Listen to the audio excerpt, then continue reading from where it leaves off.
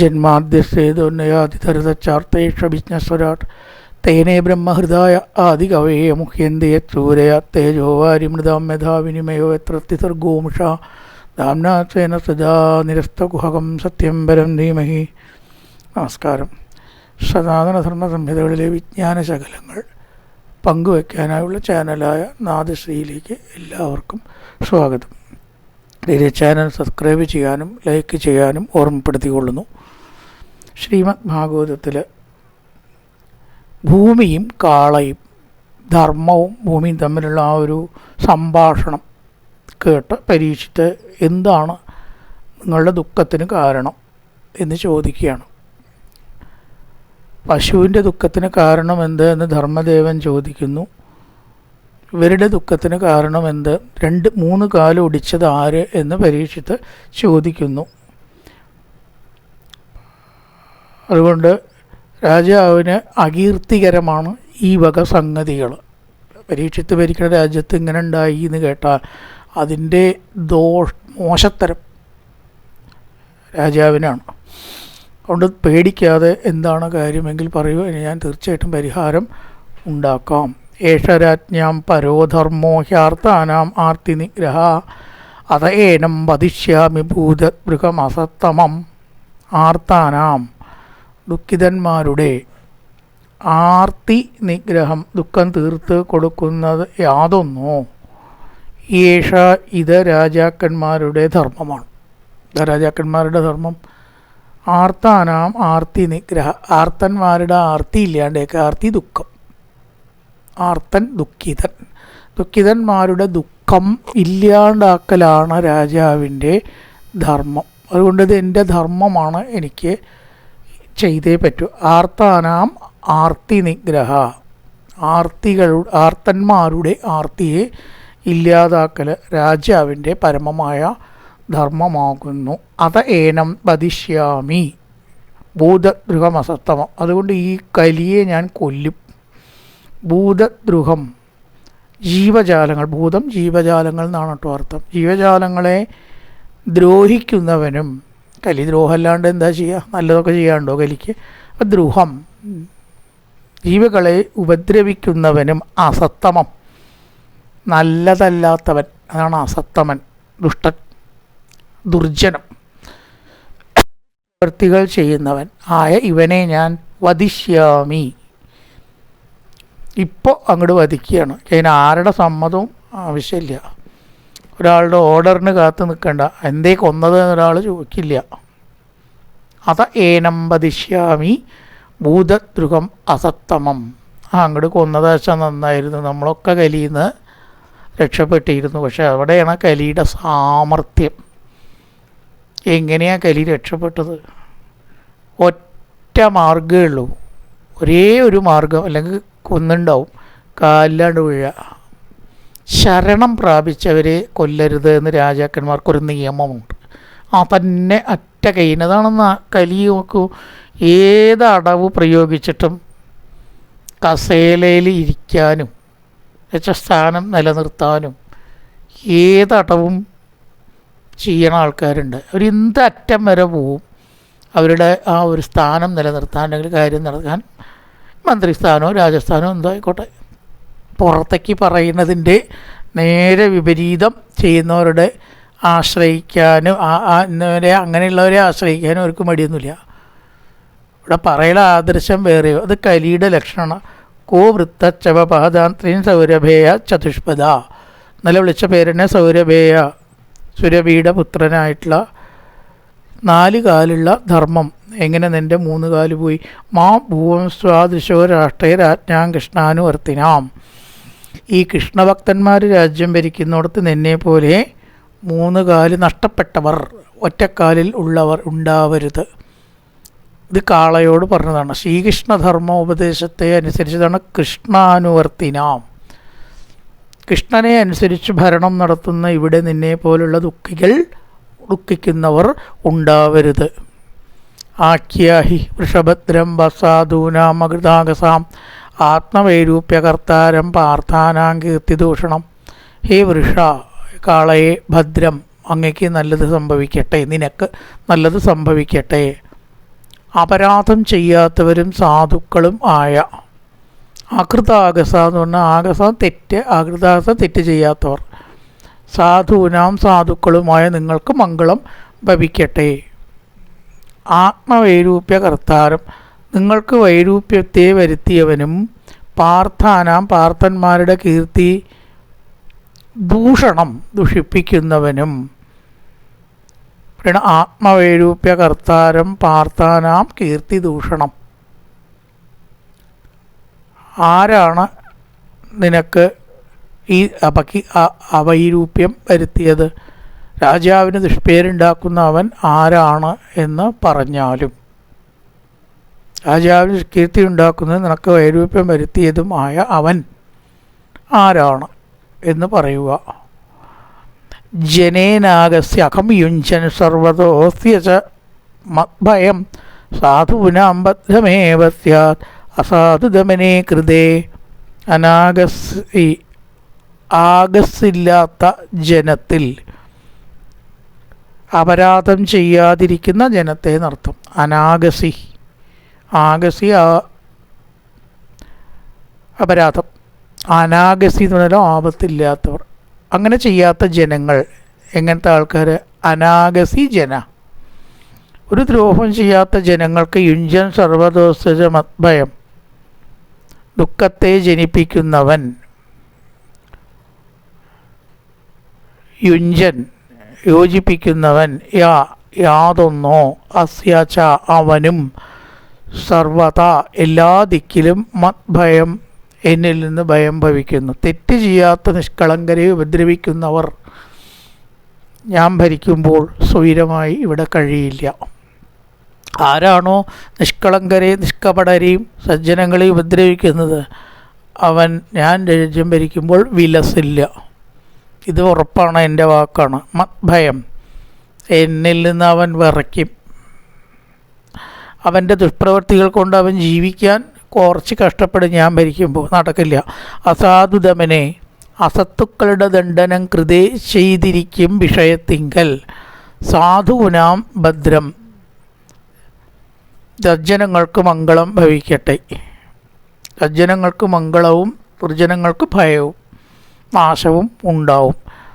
ദുഷ്ടന്മാരെ ഉപദ്രവിക്കുകയല്ലോ കലി ചെയ്യുന്നത്, നല്ല ആളുകളെയാണ് ഉപദ്രവിക്കുന്നത്. അനാഗസ്യഖം ജനേന അനാഗസ്യഖം യുഞ്ചൻ തെറ്റ് ചെയ്യാത്തവരിൽ പാപം പ്രവർത്തിച്ച് യുഞ്ചൻ സർവദോസജമദ്ഭയം അങ്ങനത്തവർ എന്നിൽ നിന്ന് ഭയം നേരിടും. സാധൂനാം ഭദ്രമേവ സ്യാത് സാധുക്കൾക്ക് ഭദ്രം ഭവിക്കട്ടെ. അസാധുതമനെ കൃതി കാരണം എന്താണ്? അസാധുക്കളെ ഉപദ്രവിച്ചത് കൊണ്ട്. അനാഗർത്തിക ഭൂതേഷു ആകർകൃനിരങ്കുശ ആഹർത്താത്മി ഭുജം സാക്ഷാത് അമർത്യസ്യാഭിസാംഗതം. അറിയണ ഈഹ അനാഗസു ഈ ലോകത്തിൽ അപരാധമില്ലാത്ത ഭൂതേഷു ഭൂതങ്ങളിൽ നിരഹങ്കുശ തടസ്സം കൂടാതെ യാതൊരുത്തൻ അപരാധം ചെയ്യുന്നവനോ സാക്ഷാത്തായ അമർത്യസ്യ അഭിദേവൻ്റെയും ഭുജത്തെ സാംഗതം അംഗതത്തോടുകൂടെ അഹർത്താസ്മി ഛേദിക്കുന്നവനായി ഞാൻ ഭവിക്കും. അനാഗസിക ഭൂതേഷു പാവങ്ങൾ സജ്ജനങ്ങളിൽ ആഗസ്കൃസ് ദുഷ്ടത്തരം പ്രവർത്തിക്കുന്നവർ ദ്രോഹം പ്രവർത്തിക്കുന്നവർ നിരങ്കുശം യാതൊരു ശങ്കയും കൂടാണ്ട് അങ്ങനെ ഉപദ്രവിക്കാൻ ഉണ്ടല്ലോ, അത് അധികം നടക്കില്ല. ആഹർത്താസ്മി ഭുജം അവൻ എത്ര കേമനായാലും സജ്ജനങ്ങളെ ഉപദ്രവിച്ച അവൻ്റെ കയ്യിനെ സാംഗതം വളയോടുകൂടി ഞാൻ വെട്ടി താഴ്ത്തേക്കിടും. കയ്യിൽ വള ധരിച്ചിട്ടുണ്ടാവാം ചിലപ്പോൾ, ആ വളയോടുകൂടി കൈ വെട്ടി ഞാൻ താഴ്ത്തേക്കിടും. കാല് വെട്ടും കൈ വെട്ടും എന്നൊക്കെ നമ്മൾ യൂറോവീതം പറയാറുണ്ടല്ലോ. ഏതൊരാൾ നിഷ്കളങ്കരെയും നിഷ്കടവരെയും സജ്ജനങ്ങളെയും ഉപദ്രവിക്കുന്നുവോ അനാഗസ്തിക ഭൂതേഷു തെറ്റ് ചെയ്യാത്ത ജനങ്ങളിൽ ആഗസ്കൃ അപകടം ദ്രോഹം പ്രവർത്തിക്കുന്നവർ യാതൊരു പ്രശ്നമില്ലാതെ നിർബാധം ഉപദ്രവിക്കുന്നവർ അവൻ്റെ കൈകൾ ആഹർത്താസ്മി ഭുജം സാക്ഷാത് അമർത്യസ്യാഭിസാംഗതം. അമർത്യസ്യം ദേവൻ, മനുഷ്യനല്ലാത്തെന്ന് ഉദ്ദേശിച്ച് ഇവിടെ ദേവനാണ്. അവൻ ദേവനാണെങ്കിലും വേണ്ടില്ല, അത്ര കേമനാണെങ്കിലും അവൻ്റെ കൈ ഞാൻ അംഗതത്തോടുകൂടി വളകളോടുകൂടി വെട്ടി താഴെയിടും. രാജ്ഞോ ഹി പരമോ ധർമ്മസ്വധർമ്മസ്ഥാനുപാലനൊക്കെ രാജാവിൻ്റെ ധർമ്മമാണ് പറയണതേ. എന്താണ് എൻ്റെ ദുഃഖം? ആ ദുഃഖത്തിന് ഞാൻ പരിഹാരം ഉണ്ടാക്കാമെന്ന് പറഞ്ഞാൽ കാര്യമായില്ല, അത് കഥയേ ഉള്ളൂ. അതല്ല അവിടെ ഭാഗവതത്തിൻ്റെ പ്രത്യേകതയാണ്, ഒരു സംഭാഷണത്തിലും ഒരു കാര്യം ഉണ്ടാവും. എന്താ ഹേ കലീന്ന് എൻ്റെ ദുഃഖം നിന്നെ ഞാൻ കൊല്ലുമെന്ന് പറഞ്ഞാൽ അതൊന്നും ആവില്ലല്ലോ. അതിൽ വരും, പക്ഷേ അത് വ്യക്തമാക്കുകയാണ്. രാജാവിൻ്റെ ധർമ്മം എന്ത് ഇവിടെ പറയണം. സജ്ജനങ്ങളെ ഉപദ്രവിക്കുന്നവരെ വെച്ചേക്കരുത്. രാജ്ഞോ ഹി പരമോ ധർമ്മസ്വധർമ്മസ്ഥാനുപാലനം ശാസ്ത്രതോ അന്യാന്യഥാശാസ്ത്രം അനാപത്യുത്പദാനിക. അനാപതി ആപത്തില്ലാതിരിക്കുമ്പോൾ, ഉൽപഥാൻ ധർമ്മം തെറ്റി നടക്കുന്ന അന്യാൻ ദുർജനങ്ങളെ, ആപത്തില്ലാതിരിക്കുമ്പോൾ ധർമ്മം തെറ്റി നടക്കുന്ന ദുർജനങ്ങളെ, ശാസിക്കുന്ന രാജാവിന് യഥാശാസ്ത്രം ശാസ്ത്രപ്രകാരം സ്വധർമ്മസ്ഥാനുപാലനം സ്വധർമ്മത്തിലിരിക്കുന്നവരെ പാലിക്കുന്നത് ഉത്കൃഷ്ടമായ ധർമ്മം ആകുന്നു. മാർഗം തെറ്റാതിരിക്കേണ്ടത് എല്ലാവരുടെയും ധർമ്മമാണ്. ഏത് മാർഗത്തിലാണോ പോകേണ്ടത് ആ മാർഗത്തിൽ, അതാണ് സ്വധർമ്മം ശരിക്ക് ശാസ്ത്രത്തിൽ പറയുന്നത്. അതിൽ തെറ്റി നടക്കുന്നവരെ ശിക്ഷിക്കുക എന്നത് ശാസനം. അത് തീർച്ചയായിട്ടും യഥാശാസ്ത്രം ശിക്ഷിക്കുന്നത് ശാസ്ത്രപ്രകാരമുള്ളതാണ്. അങ്ങനെ ജനങ്ങളെ പാലിക്കേണ്ടതാണ് രാജധർമ്മം എന്ന് ചുരുക്കം. ധർമ്മ ഉവാച. ഇപ്പം ഇവിടെ 3 കാല് നഷ്ടപ്പെട്ട ധർമ്മം പറഞ്ഞു. ഏതത്വ പാണ്ഡവേയാനാം യുക്തമർത്ഥാഭയം ഭജ ഏഷാം ഗുണഗണൈ കൃഷ്ണോ ദൗത്യാദോ ഭഗവാൻ കൃത. യേഷാം ഗുണഗണൈർ, ഈ ഗുണങ്ങളാൽ ഭഗവാൻ കൃഷ്ണ ഭഗവാൻ ദൗത്യാദോ ദൗത്യം മുതലായ അതിൽ കൃത ഏർപ്പെടുത്തപ്പെട്ടുവോ പാണ്ഡവേയാന പാണ്ഡവകുലത്തിൽ പിറന്നിരിക്കുന്ന നിങ്ങൾക്ക്, അവിടെ നിങ്ങൾക്ക് ആർത്താഭയം ആർത്തന്മാർക്ക് അഭയത്തെ നൽകുന്ന ഈ വാക്കുകൾ യുക്തം തന്നെ. കലി രാജാവിനെ ഒന്ന് ധർമ്മൻ, കലിയല്ല കേട്ടോ, ധർമ്മൻ ആ ധർമ്മദേവൻ അഭിനന്ദിക്കുകയാണ്. ഏതത്വ പാണ്ഡവേയാന യുക്തം, പാണ്ഡവവംശത്തിൽ ജനിച്ചവർക്ക് ഇത് യുക്തമാണ്. പാണ്ഡവവംശത്തിലാണല്ലോ പരീക്ഷിത്ത്. യുക്തം തന്നെ, ഇങ്ങനെയൊക്കെ തന്നെയാണ് നിങ്ങളൊക്കെ പറയേണ്ടതും പ്രവർത്തിക്കേണ്ടതും. യുക്തം ആർത്ത അഭയം വച, ആർത്തന്മാർക്ക് അഭയം കൊടുക്കുന്ന ഇത്തരം വാക്കുകൾ, ആർത്തന്മാർക്കും വിഷമിക്കുന്നവർക്കും അഭയം കൊടുക്കുന്ന ഇത്തരം വാക്കുകൾ യുക്തം ചേർന്നത് തന്നെ. ഏഷാം ഗുണഗണേ കൃഷ്ണോ ദൗത്യാദോ ഭഗവാൻ കൃത. അങ്ങനെയുള്ളവർക്ക് കൃഷ്ണൻ ദൗത്യം പോലും ചെയ്തില്ലേ. പാണ്ഡവന്മാർക്ക് വേണ്ടിയിട്ട് ദൂത് പറയുക എന്നൊക്കെ പറഞ്ഞാൽ അത് ഭഗവാൻ അങ്ങനെയൊക്കെ ചെയ്യാന്ന് പറഞ്ഞാൽ അപ്പോൾ അത് നിങ്ങളുടെയും കൂടി ഒരു ഗുണമാണെന്ന് പറയേണ്ടി വരും. വല്ലവർക്കും വേണ്ടിയിട്ട് ഭഗവാൻ ദൂത് പോയതായിട്ട് കേട്ടിട്ടുണ്ടോ? അതിനൊന്നും ഭഗവാനെ കിട്ടില്ലാവോ? ദൗത്യം മുതലായ കാര്യങ്ങളെല്ലാം നിങ്ങൾക്ക് വേണ്ടി ചെയ്തു എന്ന് പറഞ്ഞാൽ അതിൻ്റെ അർത്ഥം ഒറ്റൊന്നേ ഉള്ളൂ, നിങ്ങൾ ധർമ്മിഷ്ഠരാണ്. നിങ്ങളത് അർഹിക്കുന്നുണ്ട്, അല്ലെങ്കിലൊന്നും കൃഷ്ണനെ കളിക്കാൻ കിട്ടില്ല. അപ്പം നിങ്ങൾ ശ്രേഷ്ഠരാണ് എന്ന് സമ്മതിച്ചതാണ്. ന വയം ക്ലേശബീജാനി യതസ്തു പുരുഷഭ പുരുഷം തം വിജാനീമോ വാക്യഭേദ വിമോഹിത. യത ക്ലേശബീജാനി, യാതൊരുവനിൽ നിന്ന് ദുഃഖം ഹേതുക്കൾ സ്യു ഭവിക്കുമോ. പുരുഷന്മാർക്ക് പുരുഷർഷഭ എന്ന് വിളിക്കുകയാണ് സംബോധന. വാക്യഭേദ വിമോഹിത, വാക്യഭേദങ്ങളാൽ മോഹിപ്പിക്കപ്പെട്ടവരായ വയം ഞങ്ങൾ തം പുരുഷനെ അറിയുന്നില്ല. ബഹുവിധ വാക്യങ്ങൾ കേട്ടിട്ട് നമുക്ക് ചിലപ്പോൾ സംശയം വർദ്ധിക്കാറുണ്ട്. പലതും കേൾക്കും, ഒരാൾക്ക് കേൾക്കേണ്ട വിപരീതമായിട്ട് വേറെ ആൾ പറയാം. ദുഃഖത്തിന് കാരണമായിരിക്കുന്നവൻ യാതൊരുത്തനോ ആ പുരുഷനെ അറിയുന്നില്ല. പ്രാണികൾക്ക് എല്ലാവർക്കും സുഖവും ദുഃഖവും ഉണ്ടാവും. അത് എന്തുകൊണ്ടാണ് എന്ന് നിർണയം ചെയ്യാൻ വാദപ്രതിവാദം ചെയ്യുന്നവർ ഓരോരുത്തരും ഓരോ അഭിപ്രായത്തെ ഇങ്ങനെ പറയണു. അതെന്താണ് എന്ന് യഥാർത്ഥത്തിൽ മനസ്സിലാവുന്നില്ല എന്നിവിടെ ഒരു തത്വം പറഞ്ഞിരിക്കുക, അത്രയേ ഉള്ളൂ. ന വയം ക്ലേശബീജാനി, ക്ലേശത്തിൻ്റെ കാരണമാണ് ക്ലേശബീജം, അറിയുന്നില്ല. സ്യൂ പുരുഷർഷഭ എന്ന് പറയുന്നത് പുരുഷർഷഭൻ പുരുഷർഷഭ പുരുഷശ്രേഷ്ഠ വാക്യഭേദ വിമോഹിത. സത്യത്തിൽ എന്തുകൊണ്ടാണ് മനുഷ്യൻ്റെ ദുഃഖകാരണം എന്ന് അറിയുന്നില്ല. എല്ലാവരും ദുഃഖിക്കുന്നുണ്ട്, ഈ ശരീരമെടുത്ത ദുഃഖം എല്ലാവർക്കും ഉണ്ട്. പക്ഷേ യഥാർത്ഥ കാരണം വാക്യഭേദ വിമോഹിതരായിട്ട് പലരും പലതും ഊഹിച്ച് പറയും. അത് നമ്മുടെ ജീവിതത്തിലേക്കൊന്ന് നോക്കിയാൽ അറിയാം. ചിലർ പറയും നിങ്ങളുടെ വീട് ശരിയല്ല അതുകൊണ്ടാണ് ദുഃഖം. ഇല്ലേ, അത് വാസ്തുപ്രകാരം തെറ്റാണ്. ആ സ്ഥലം ദോഷമാണ്. വീട് ഇനി എത്ര നേരാക്കിയിട്ടും കാര്യമില്ല, ആ സ്ഥലം തന്നെ വിശക എന്ന് പറയും ചിലപ്പോൾ. എന്താ ചെയ്യുക, സ്ഥലം കേടുന്ന വല്ല വഴിയുണ്ട്. വീട് കേടുന്ന നേരെയാക്കാൻ നോക്കിയാൽ പൊളിച്ച് കെട്ടെങ്കിലും ചെയ്യാം. സ്ഥലം കേടുന്നപ്പോൾ എന്താ ചെയ്യുക, അങ്ങനെ പറയും ചിലർ. പൂർവ്വജന്മകർമ്മമാണ് എന്ന് പറയും ചിലർ. അതിന് നിവൃത്തിയില്ലല്ലോ, അതിനൊന്നും ചെയ്യാനുമില്ല. പൂർവ്വജന്മകർമ്മത്തിനിപ്പോൾ എന്താ ചെയ്യണം? ജാതകം ജനിച്ച സമയത്ത് ഗ്രഹങ്ങൾ നിന്ന കാരണം കൊണ്ടാണ് അങ്ങനെ പറയും ചിലർ. അത് മാറ്റാൻ പറ്റില്ല. ജാതകം നിന്ന സമയത്ത് ജനിച്ചോ മാറ്റാൻ പറ്റുമോ? ആ സമയത്ത് ഗ്രഹങ്ങളെ മാറ്റാൻ പറ്റുമോ? ഒരാളുടെ ജനന സമയത്ത് ഉണ്ടായ ഗ്രഹങ്ങളെ എങ്ങനെ മാറ്റും? ഇത് കഴിഞ്ഞു പോയി. അപ്പോൾ ഇത് വലിയൊരു സാഹചര്യമാണ്. വാക്യഭേദ വിമോഹിത. പലരും പലതും പറയും കാരണം എന്തെന്ന്. പരിഹാരമായിട്ടും പലരും പലതും പറയും. അങ്ങനെ ചെയ്താൽ മതി, ഇങ്ങനെ ചെയ്താൽ മതി, ആ വഴിപാട് ചെയ്താൽ മതി, ഈ വഴിപാട് ചെയ്താൽ മതി. ഇതൊക്കെ നമ്മളെ വളരെയധികം ബാധിക്കുന്ന ഒരു കാര്യമാണ് കേട്ടോ. ഒരു വെറുമ്പാക്കായിട്ട് വിചാരിക്കേണ്ട. ഭാഗവത്തിൽ അങ്ങനെ വെറുമ്പാക്കേ ഉണ്ടാവില്ല. അപ്പം നമ്മളിപ്പോൾ അതിൽ നിന്ന് എന്താണ് എടുക്കേണ്ടത്? പലതും പലതും പറയുന്നു പറഞ്ഞു നമ്മൾ എന്താണ് എടുക്കേണ്ടത്? അവിടെയാണ് നമ്മൾ ശരിക്കും ചിന്തിക്കേണ്ടത്. അതായത് ഭാഗവതം എന്ന് പറയുന്നത് ഒരു വലിയ ശാസ്ത്രമാണ്, കഥയില്ല.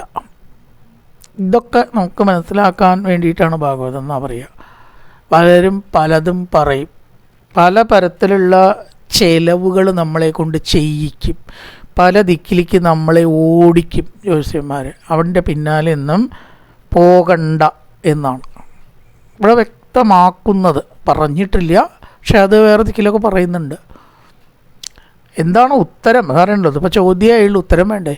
നമ്മുടെ സുഖദുഃഖങ്ങൾക്ക് കാരണം അദൃശ്യമാണ്, പറയാൻ ശരിക്ക് കഴിയില്ല. ഇതാണ് നമ്മൾ അണ്ടർലൈൻ ചെയ്ത് മനസ്സിലാക്കണം. അറിയില്ല. ഇറ്റ് ഈസ് എന്താ പറയുക, തികച്ചും അത് ഒരു ശാസ്ത്രജ്ഞനും പറയാൻ കഴിയില്ല. ദുഃഖത്തിനും സുഖത്തിനും രണ്ടിനും കാരണം എന്ത് എന്ന്. കാരണം അദൃശ്യമായിട്ടുള്ളത് എങ്ങനെ പറയുക? ദൃശ്യമായിട്ടത് പറയാൻ പറ്റുമോ? ഊഹിച്ചിട്ടാണ് ശാസ്ത്രജ്ഞന്മാരും പല ജ്യോത്സ്യന്മാരും പറയണത്. പക്ഷേ ഇവിടെ ഒരു കാര്യം, ചില സിദ്ധന്മാർക്ക് അത് മനസ്സിലാക്കാൻ ഒരു ദൈവാനുഗ്രഹം കൊണ്ട് അവർ മനസ്സിലാക്കുകയാണ്, അവരുടെ കഴിവുകൊണ്ടല്ല. അപ്പോൾ ദൈവം അവർക്ക് അങ്ങോട്ട് തോന്നിച്ചാൽ അതാണ് ശരിയാവുക. അങ്ങനെയുണ്ട്. അവിടെയും പരിഹാരം ശരിയാവണം എന്നില്ല.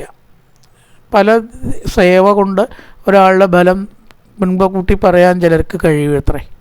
അതൊന്നും ജ്യോതിഷമൊന്നുമല്ല കേട്ടോ, ജ്യോതിഷത്തിൽപ്പെട്ടതല്ല. ജ്യോതിഷം എന്ന് പറഞ്ഞാൽ അവരുടെ നിലകൾ പറയുക എന്ന് മാത്രമേ ഉള്ളൂ. നമ്മുടെ സുഖദുഃഖത്തിന് കാരണം എന്താ, കഷ്ടത്തിന് കാരണം എന്താ എന്ന് ജ്യോതിഷപ്രകാരമുള്ളത് പറയാം. അത് പറഞ്ഞതുകൊണ്ട് പരിഹാരമില്ല. കാരണം അറിഞ്ഞിട്ട് എന്താ കാര്യം? പരിഹാരം വേണ്ടേ? അത് ചില പ്രത്യേക സേവ കൊണ്ട് കിട്ടുന്ന സിദ്ധിയാണ്. പക്ഷെ അതിലും പരിഹാരത്തിന് കാര്യമില്ല. അപ്പോൾ എന്താ പരിഹാരം? പരിഹാരമൊന്നുമില്ല. അത് നമ്മൾ അനുഭവിക്കുക, മനസ്സിനെ പാകപ്പെടുത്തുക. അവിടെയാണ് നമുക്ക് സുഖദുഃഖങ്ങൾ ആർക്കും ശരിക്കും അങ്ങോട്ട് പറയാനൊന്നും എന്തുകൊണ്ടാണോ എന്ന് പറയാൻ കഴിയില്ല. ചിലർ ഭാഗ്യവാന്മാരുണ്ട്, അവർക്ക് രോഗമില്ല, കുടുംബജീവിതം സുഖമുണ്ട്, ധനമുണ്ട്, ആരോഗ്യമുണ്ട് എന്ന് പറയാം. അവർ സുഖിക്കും. നമുക്ക് ചില വിഷമങ്ങൾ വരും, നമ്മൾ വിഷമിക്കും. ഇതിനെ രണ്ടിനെയും തുല്യമായിട്ട് എടുക്കുക. ഇതാണ് നമുക്ക് സമ്മേൻ സബ്സ്റ്റൻസായിട്ട് മനസ്സിലാക്കേണ്ടത്. ദുഃഖിയാവട്ടെ സുഖിയാവട്ടെ ശരീരം കിട്ടിയാൽ ജീവിക്കണം, ഉറപ്പല്ലേ?